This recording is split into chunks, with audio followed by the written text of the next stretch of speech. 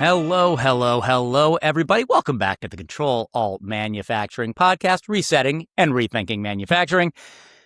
This is one of my favorite podcasts we've done, and it's not because I'm flying solo. I kind of miss Stephanie being here on my side, but we are live at the CSIA Conference in Baltimore, which means we have guests in the same room as us for this podcast. Even though it doesn't really look like we're in the same room, we can wave to each other from afar. We're in the same room. Joining us for this podcast, again, at the CSIA Conference Live, is Jeremy Anderson, President of Process and Data Automation. Jeremy, thanks for agreeing to join us, be a victim here in our live podcasting. Oh, thanks for having me, Gary. I do appreciate it. Yeah, we got to see you. You went to work early this morning. We're already on a panel, but any favorite moments so far from the CSIA conference? I know we're still in the early stages. Just from the beginning, even the kind of the social gathering yesterday, it's great. I heard a colleague say it, and it's the best thing I can think of to phrase it. It feels like a class reunion, like where you go see people you haven't seen in 5-10 years and you're catching up about family and your struggles and stripes. And it's just great community. So that's always the highlight of coming here. But no, action-packed day, lots of great presenters. I always like shows like this where they're a little bit on the smaller side. There's plenty of people here, but you go to those shows where there's 50,000 people and you sort of get lost in the shuffle. And like you said, here, if there's somebody you want to talk to, there's a pretty good chance you're going to run into them at some point. Yes. No, it's of the right size, I would say, and smaller than some of the more national conferences that, we've all attended. But yeah, again, it's making that personal connection, which I think is so much part of this industry, is really just really special. Absolutely. So you mentioned this morning, so you were in a session this morning, R&D, the new R&D ripoff and duplicate, which I really love the title of. We'll talk about that in a second. But you mentioned that you have basically gone from field service technician to president in your career. What did that journey teach you about leadership in manufacturing and automation in the system integration industry? A lot. I don't know if I can tell you it wasn't by design. But going from, where you're actually, landing the wires literally to where you're taking the other side. Now you're doing the automation of it, selling the product, leading teams that are doing that work, just all those different facets provide a unique perspective. And having the fortune to kind of see a lot of those and see how interconnected they are and see the struggles on one side and then being able to try to offer a solution on the other really has been a joy. Was your intent always to go into system integration, or is this kind of a found career path? It was the path that found me. So I talked to Lisa a couple weeks ago, and I said my dad told me when I was young, I took everything apart, and then one day I finally got good at putting them back together again, and really was true. So I'm a tinkerer by nature, and so I started out in my father's business and had an opportunity to, like, one day somebody literally just handed me a laptop to troubleshoot. And that was my first exposure to a PLC. And then finding out that, like, wow, there's this magical little device that I can use to not stick my hands in the panel. And so that became very empowering. And then trying to bring that knowledge to others, really just that's kind of the one step at a time path that it took. That's such an engineer answer. I was a kid that used to take the TV apart and yeah. I don't know if anybody else has ever said this, but there was a time where Penn State Barron, one of the professors there, would ask the kids if they had ever licked a 9-volt battery. And a surprising number of hands would go up. And it was because you actually cause a small short is what you do. And it feels weird on the tongue. But yeah, there's a different breed that come into this field for a reason. And it's, when you look at the industry as it stands right now, what changes are, obviously the theme of this whole conference is navigating change. So what changes are most real for system integrators right now? And what do you think is actually getting more hype maybe than it deserves? A bit conservative in my nature. And so I find myself being a bit resistant to the giant AI push that's out there. I mean, it's necessary, and it is going to be one of those things that transforms this generation, no question about it.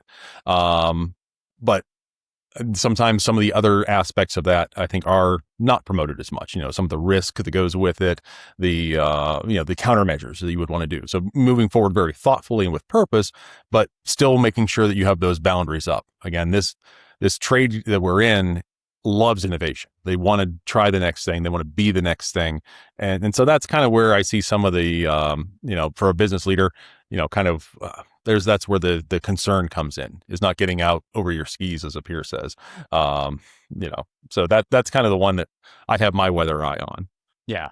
That's, by the way, one of my favorite turns of phrase is getting over your skis. It's a good one. If you've done it, you know. Exactly. I like that one. You're talking about change is pervasive in this industry. Obviously, navigating change is a theme. From your perspective, what kind of change is the hardest for system integrators to manage well? Is it technology, workforce, customer expectations, business risk, something else? The non-engineering aspects of it are ones that, you really benefit more from the outside perspective on. I think embracing technology is a core. It's almost a must for people in our industry.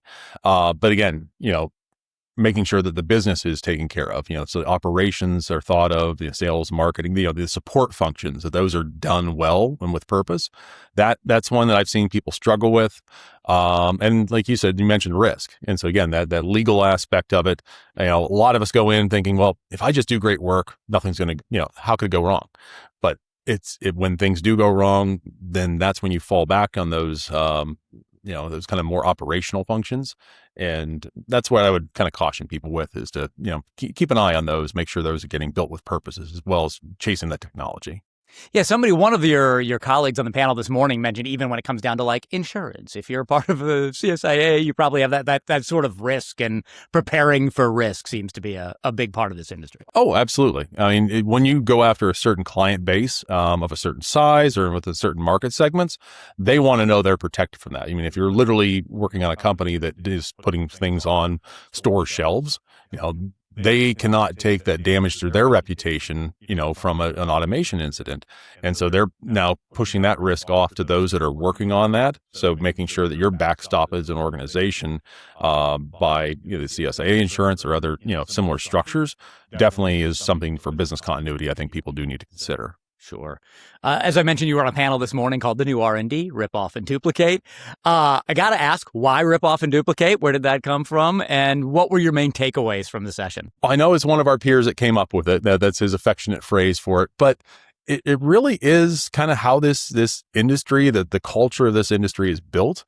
Is it's so interesting. You're in a group full of what on paper look like your competitors, and some of us are.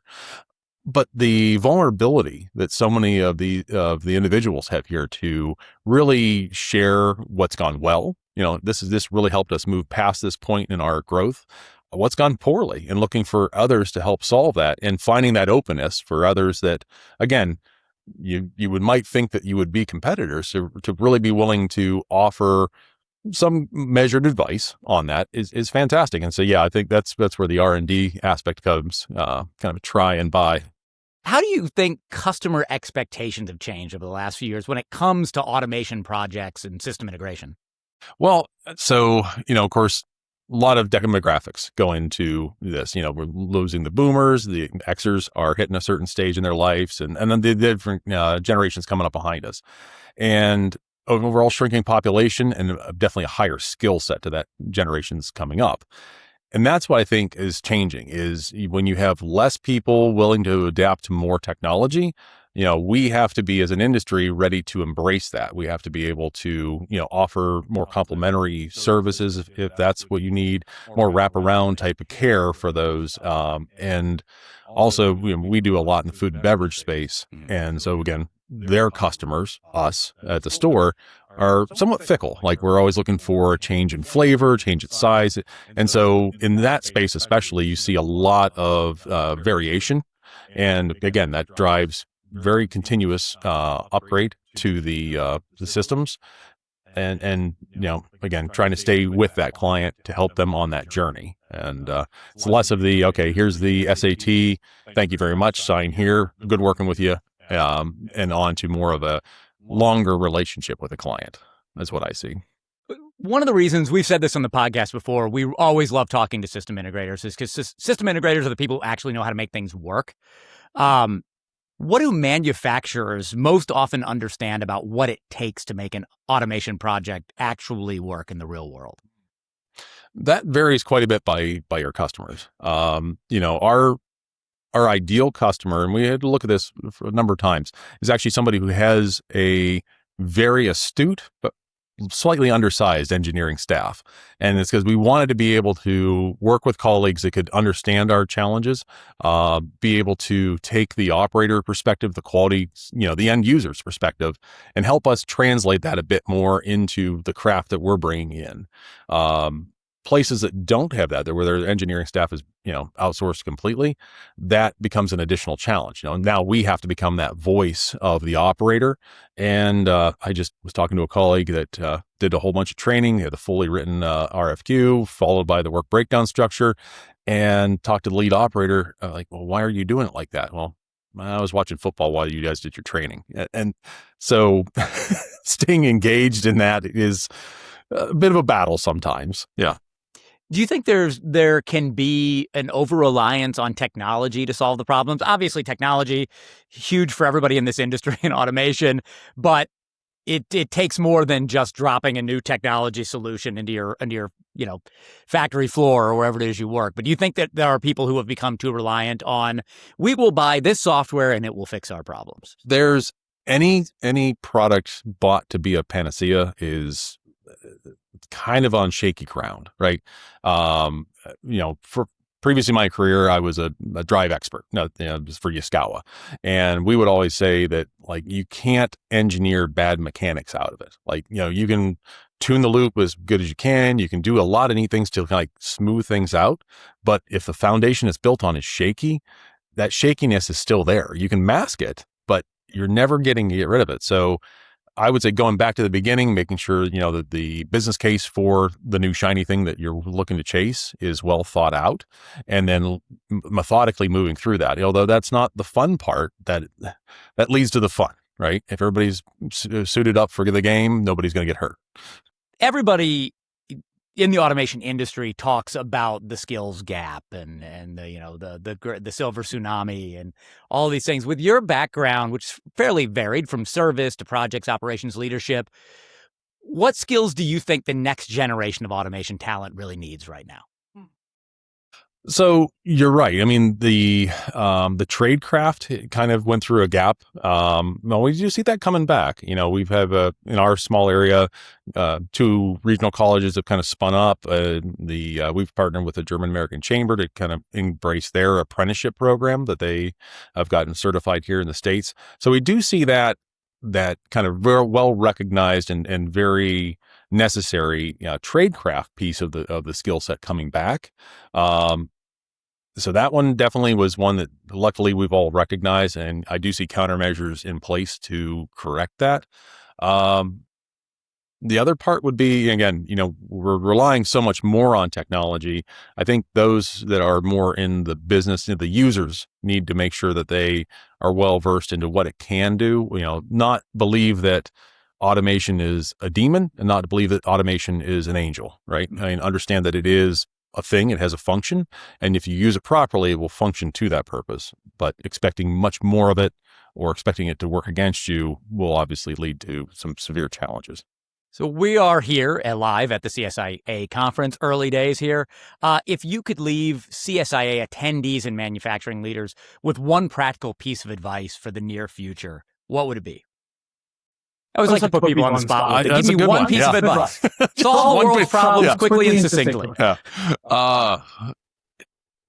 I think it was mentioned by one of the peers on the panel, and I think bears repeating, is that just looking to see that all the angles are covered, right? Again, we understand what the primary challenge is, right? Whatever the scope of work is for that project we're all going to work on, or the service interval that we're about to do, but it's the peripheral vision. That's, I think, what is the differentiator between good companies and great companies.